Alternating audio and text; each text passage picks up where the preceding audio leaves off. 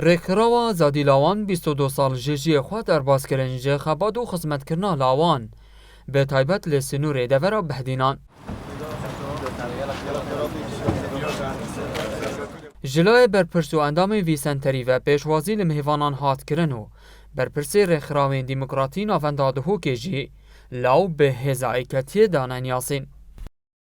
دسته کنید وان سال در بازبوی کوچالاوان جوالات مکو اوه پراستی ثروت کو سامانه که مزنه بو ملت مکو الولات اوروبی کمالگهت و برف پیراتیه چن ما اف دستکفتیه هیو ام پراستی بجوانی نزانین وی دستکفته هنه پارسین جه داخل ابرو کمبین اف کوچاه در باز بتن هیوی دارین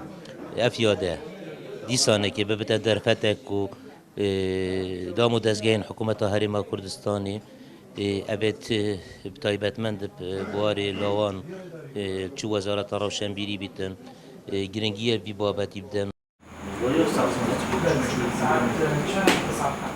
ده تمن خوی خبات و پیشنگی داوی رخراوی گلک خدمت کریه نخواستم ده دانان و وکرنا برنامه و خولن جیک جدا و ده همی سکتران دار رول هبویه آرمانجی او روشنبیری کابلنتر بولاوان پیدا بکد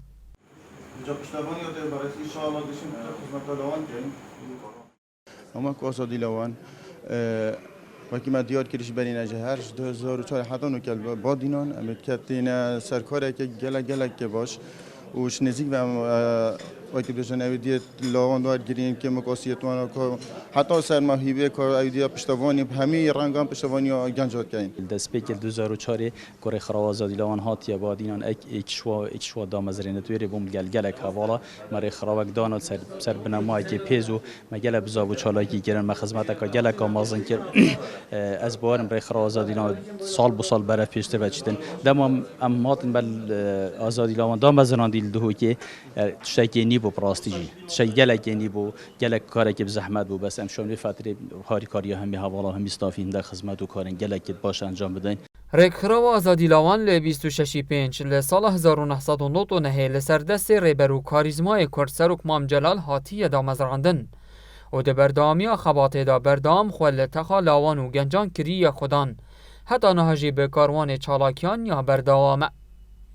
جدهو که بو بادینان هاتی سامی